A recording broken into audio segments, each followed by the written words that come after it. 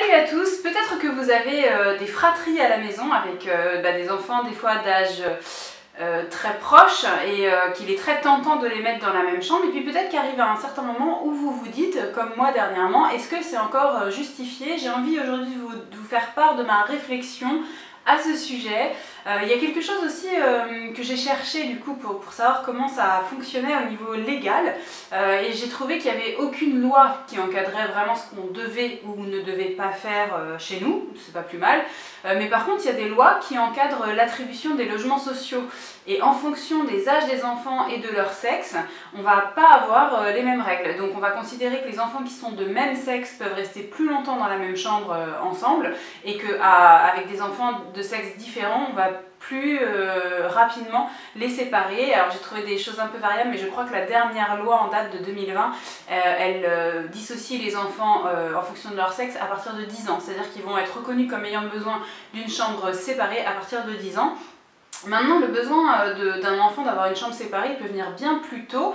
Dans cette vidéo, je vais vous détailler un peu les avantages de chacune des situations, sachant que ça va être vraiment très variable d'un enfant à l'autre, vraiment en fonction des caractères, des âges, des goûts, etc. Il y a des fois des enfants qui sont de même sexe, d'âge proche, mais avec des vies, des rythmes, etc. très différents, et donc pour qui ça colle pas. Et puis d'autres enfants qui ont des grands écarts d'âge, mais qui sont vraiment très à l'aise à coopérer ensemble dans le même espace, et pour qui ça peut marcher longtemps. Il n'y a vraiment pas de règles, et je vous rappelle aussi que c'est culturel. Ici en France, on a cette impression qu'il faut vraiment que chaque enfant ait sa chambre. Il y a des pays, c'est pas du tout le cas, on n'a pas du tout la même façon de voir les choses, et je vais commencer par le premier point, celui du sommeil. Il y a certains pays où on considère que mettre un enfant seul dans une chambre, c'est vraiment pas une bonne idée, parce qu'on sait qu'un enfant va entendre pendant son sommeil la respiration d'une personne dormant près de lui, et va être rassuré par ça et aura moins de réveils nocturnes. Donc il y a vraiment des cultures où c'est pas du tout recommandé de mettre un enfant seul.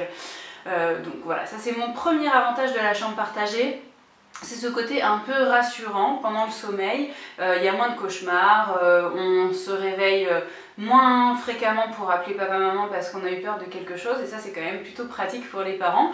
Mais il y a aussi un inconvénient à ça, c'est que du fait qu'on soit ensemble, il y a un petit peu une émulation des fois au coucher, on papote, ça dure un petit peu longtemps, on se maintient éveillé, peut-être le plus grand maintient le plus petit éveillé plus longtemps qu'il ne le devrait, et puis s'il n'y a pas les mêmes horaires de réveil, il peut aussi y avoir une perturbation du rythme, du fait que dans la même chambre, quand un se réveille, il commence à faire un peu de bruit, ce qui peut réveiller l'autre, et puis résultat, on se retrouve avec des enfants qui n'ont tous les deux pas eu vraiment leur temps de repos nécessaire, qu'ils auraient eu s'ils avaient été chacun dans des chambres séparées, qui permettaient de vraiment bien respecter leur rythme sans être troublés. Dans le respect aussi des temps de chacun, il y a les temps de jeu. La chambre seule, elle va permettre aux enfants plus grands, surtout c'est à partir d'un certain âge, j'aime pas du tout dire de normes, mais on va dire qu'en gros c'est à partir du CP, l'élémentaire, CP, CE1, CE2, courant de l'élémentaire, comme ça va vraiment émerger ce besoin de l'enfant d'avoir un espace à lui, avec ses affaires à lui. Ça va aussi avec le développement de son identité, de vraiment ses goûts. Au début, ils sont quand même encore assez compliants pour la plupart. Et puis à un moment, ils se spécifient un petit peu sur des choses qui leur plaisent plus. Ils ont envie d'avoir un peu plus d'intimité aussi. Et donc ça peut être un moment où d'avoir vraiment un espace à soi, ça devient nécessaire. Et des temps seuls, temps qui sont moins cherchés par les petits. Hein. Vous le savez, si vous avez des enfants en bas âge, ils sont plutôt toujours à chercher la compagnie. Et ça finit par passer. Et à ce moment-là, ça peut aussi devenir bénéfique pour un enfant d'être plutôt dans une chambre seule.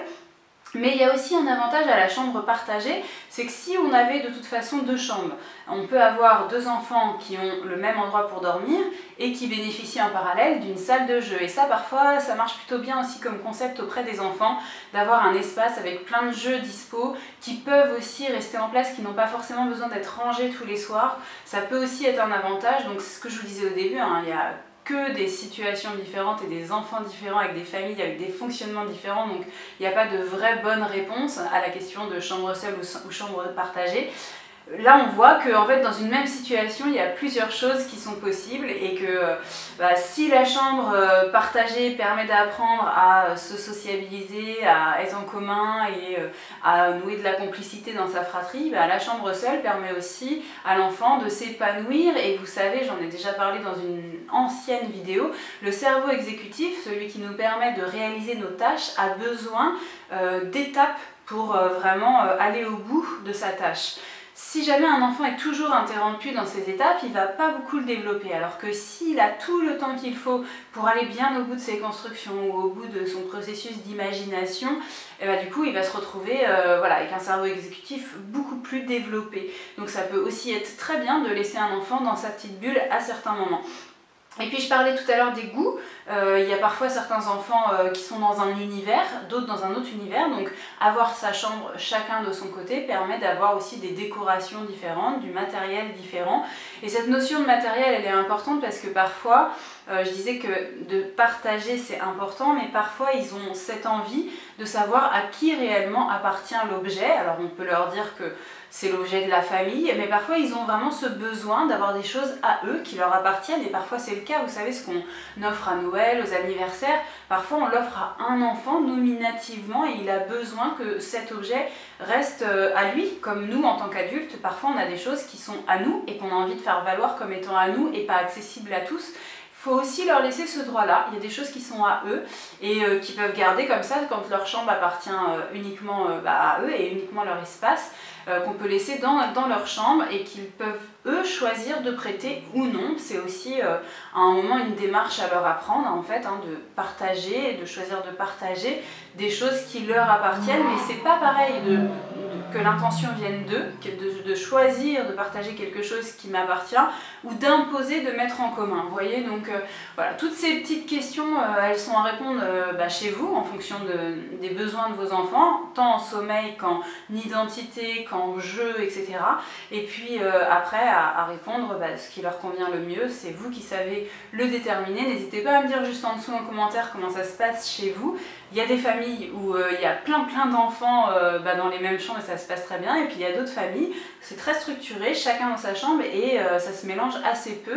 Dites-moi ce qu'il en est. Nous on était en chambre partagée jusqu'à présent et ça vient juste de se séparer, d'où ma vidéo d'aujourd'hui. Si cela vous inspire et vous permet d'évoluer un peu dans votre réflexion, vous n'oubliez pas mon petit pouce j'aime, et puis moi je vous retrouve la semaine prochaine dans une prochaine vidéo.